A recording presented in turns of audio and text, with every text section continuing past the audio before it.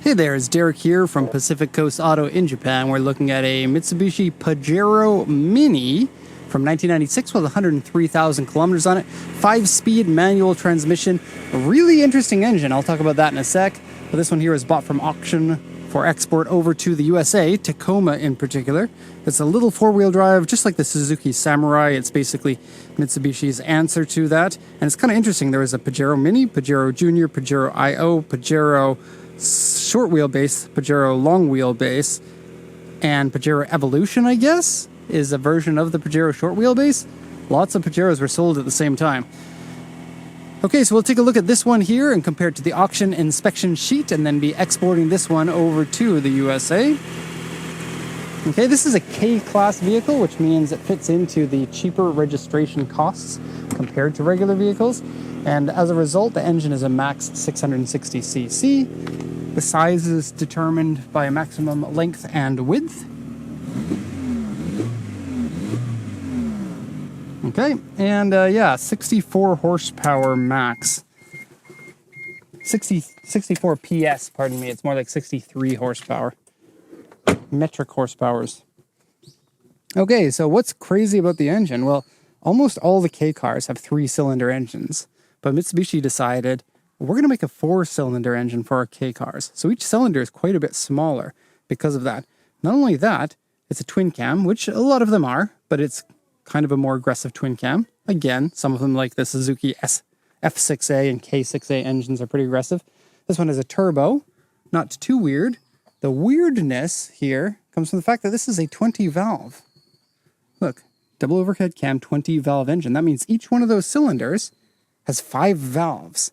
And those cylinders are pretty small. So those valves must be itty-bitty little valves. It's really interesting to think of. And also, like, K cars weren't big money makers for manufacturers. The margins tended to be fairly small on them, and then just sell them in high volume. Mitsubishi really wanted to come out with something amazing with this engine. It was in this, and also like the Dangan ZZ or some other Mitsubishis. I don't know. You can look it up. But that turbo, wow, that thing is tiny. I always thought it would be really fun to take these tiny little turbos and then put 1 turbo per cylinder onto a car.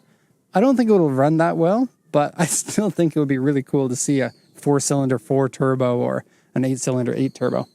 Anyways, the oil and the coolant are good on this car. It has a little bit of like this on here.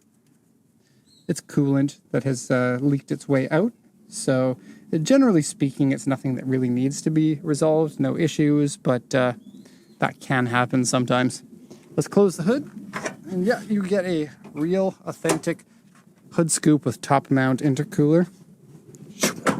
Like that. Okay, and this one comes in the gray and silver two-tone. It's quite nice looking. I do like the looks of these. I think a Jimny is a better looking car, but these are less than half the price of the Jimny because they're less capable off-road. Still a good 4-wheel drive. They still have a 2-wheel drive option, a 4-wheel drive option, and a low gear ratio 4-wheel drive. So they are fairly competent. Remember, short wheelbase will give you a lot of extra ability off-road because high centering is less common on a small car. They can also turn fairly sharply, more than a Jimny. Probably the biggest difference and why people go with the Jimny over the Pajero if they're doing heavy off-roading is this one comes with independent front suspension, whereas the Jimny is solid axles front and rear. The independent suspension makes this more pleasant on the road though, so if you're doing most of your driving on the road and only a little bit of off-roading, this can be a good option for you. Okay, so 96 Jimny Mini, 4-wheel drive, auction rate 4, interior D and exterior C. I think they were being way too hard on this car. This car is in better condition than the auction sheet would lead you to believe. 103,202 kilometers, 5-speed manual, AC, I checked that, that works. Also power steering and brakes and basically everything that I checked worked fine. Otherwise, I would mention it in the video. Comes with airbag, power steering, and power windows. Underside surface rust. Let me show you this. The right side of the vehicle is all spick and span and clean. The surface rust is in this area, and I looked at it by sticking my head underneath, and it doesn't look that bad. It probably shows up worse in the video than it is in real life. Nothing looks like corrosion, but lots of surface rust that needs to be painted. So it is going to the Pacific Northwest, so probably a good idea to get the vehicle undercoated anyway. Exterior has shallow scratches, mostly around the door handles, it looks like. Seat is saggy largely, but it's really not that bad. Steering wheel wear, largely. Again, it's not so bad. Shift knob wear. Door trim is saggy, that's true, and interior is dirty. And then here a B3 on this corner. Otherwise, just level 1 damages, which are really not so bad. So I'd say that the body is quite good. The interior also is quite good. Let's take you for a tour around it now.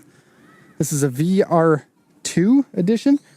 That's how you get the 20-valve engine, I believe. But again, Google is your friend. I think the VR2 was the only one that had the 20-valve turbo engine. And I don't have a ton of experience driving these cars, especially not back-to-back against the Jimny, which has the 3-cylinder turbo engine that also puts out 64 horsepower. The Jimny has a real peach of an engine. This one would have been more expensive to manufacture, most likely, and probably quite a bit more because it was made in more limited numbers than the Jimny's engine, which was in basically everything, including some Mazdas. But anyways, I really would like to try driving this engine back to back to see how I like it. In theory, it should be a better engine. Speaking of the Suzuki engines, okay, suspension areas look fine. Steering feels good. The tires are a little bit old. We don't know how old, but probably about 12 years old is what they feel like. There's no date on them. You get a little auxiliary mirror here, which helps you drive around your teeny little car that's basically not much bigger than an Austin Mini. So damages, let's take a look. First off, we have some fade on the bush bar here, and that's an official or original bush bar and fog light set. Okay, have a little bit of a scuff here. Going down this side, it's almost damage-free. Now the door windows have the gasket in here. Is bad on both the rear ones and this rear back one. I've seen it on other Mitsubishis as well. Must be the material they use. Okay, the B3 is this one here. Not only is it highly damaged and in need of some paint, it's also not fitting on here properly anymore. So, looks like it's ripped out the screw. Should be pretty easy to repair that. Okay. Has a rear spare tire mount. I do wonder how these compared in terms of price compared to the Jimny when they were new. I can look that up. Maybe somebody can look it up and put it in the comments. That would be awesome. So this area here has a number of chips on the paint that have started to surface rust. You need to sand that down and repaint it, and then maybe put on some sort of little cover piece along it, and a scratch there with some surface rust. Here's what I'm talking about with the shallow scratches in and around the door handles. It's a pretty common thing to scratch the paint with your fingernails, so do be careful with every car that you have. More chips down here as well. Okay, the rest of this is good. Both of the sides have like one dent on it that I pointed out in the other side panel check videos, but they're both really small. They're like 3mm dents. Okay, a little bit of a scuff here. What else? I think that's coming close to everything. Got some fade on here and some peeling on the roof racks. Let me just get up here. Right here, there's like a clear coat on there that's peeling, and it's on both of them. Get some focus and go up. No, it didn't work, but there's peeling on that one. All right, into the trunk, because everybody wants to see in the trunk of this. Is it big enough for me? Can I actually afford one of those? How about a second vehicle? I bet they're good on gas. I will say they're not as comfortable to drive as most other vehicles. The short wheelbase, the K-car-ness of it, and a tight driver's seat. I recommend for people no taller than about 6 feet, and that might be a bit of a stretch. Missing a piece here, and some damage there, and some damage here. You can flip these seats forward super quick and easy. It's boom, boom. And then to pull them up, it's also easy because it's a tiny vehicle. All you have to do is reach in and pull it up. and you're good. Now, oddly, they click in like that, which is very upright seating position. So I think it's better if you move these back a bit. Okay. You get a storage compartment in here, and your jack and tools are in there. It's a 3-point seat belt for all 4 seats. K cars are only allowed to be 4-seaters. You can't get a 5-seat K car. Okay, here's the interior liner coming up. You'll see this on both of them. It requires some glue, but also the edge around it is a little bit damaged, but it is a nearly flat piece, so you could customize that any way that you want. Should be fairly easy if you're into that sort of thing.